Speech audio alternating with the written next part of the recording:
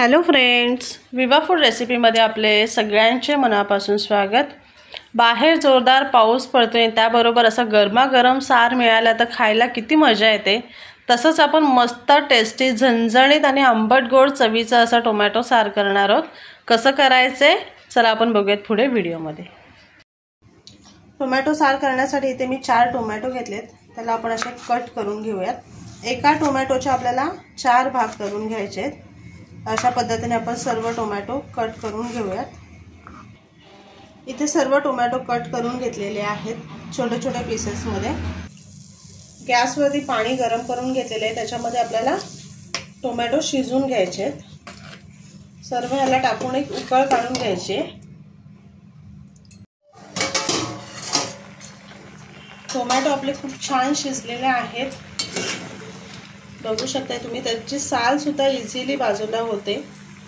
तर आपण इथे मी साल काढणार नाही, तुम्हाला हवे तर ते काढून घेऊ शकताय। आता ह्याच्यात पाणी काढून मिक्सरच्या भांड्यामध्ये आपण टाकून घ्यायचे। सगळे टोमॅटो असेच आपण काढून त्याच्यामध्ये घेऊया आणि थंड करून घेणार आहे।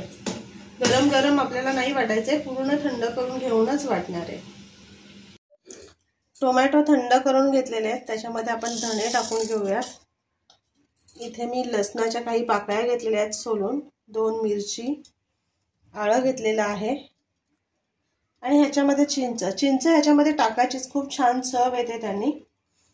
ओला नारळ घेतलेला आहे, आता हे मी चिरून घेतलंय, तुम्ही किसून घेतला तरी चालणार आहे। तर ह्याच्यामध्ये आपण हळद टाकून घ्यायचे, धणे पावडर, थोडासा गोडा मसाला, ह्याच्यामध्ये जिरा पावडर टाकून घेतलेले आहे आणि आता आपला घरगुती मसाला टाकून घ्यायचा आहे। तुम्ही कसं तिखट खाताय त्याच्यानुसार। इथे मी 1 चमचा मसाला टाकलेला आहे। मसाला थोडाच घेतलाय कारण मिरचीचा वापर केलेला आहे। आता हे मिक्सरला फिरवून घ्यायचं आहे।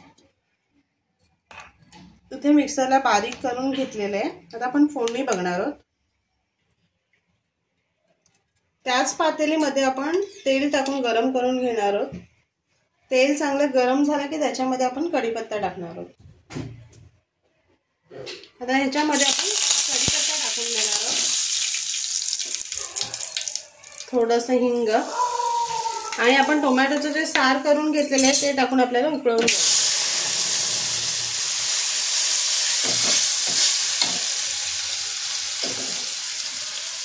ह्याच्यामध्ये आपण थोडं पाणी ऍड करणार आहोत। मिक्सरच्या भांड्यामध्ये पाणी टाकून आपण उकळवून घ्यायचे।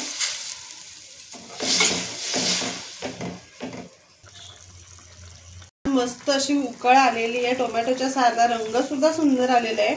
ह्याच्यामध्ये आपण चवीप्रमाणे मीठ टाकून घ्यायचे, मिक्स करून घेऊया आणि ह्याच्यामध्ये फ्रेश अशी कोथिंबीर टाकायची आपल्याला। तुम्ही अशी वरतून नाही टाकली तर तुम्ही वाटणात टाकू शकताय, ते सुद्धा छान होतं। इथे मस्त गरमागरम टोमॅटो सार तयार झालेला आहे। मस्त गरमागरम असा टोमॅटोचा सार आपला तयार आहे। गरमागरम भात, त्याच्यावर टोमॅटोचा सार, खायला खूप मजा येते। तर नक्की बनवा आणि सांगा कसं झालं ते। आणि असेच आपले नवनवीन व्हिडिओ बघण्यासाठी व्हिडिओला लाईक करा, शेअर करा आणि सबस्क्राईब करा। चला आता मग भेटूयात आपण पुढच्या व्हिडिओमध्ये।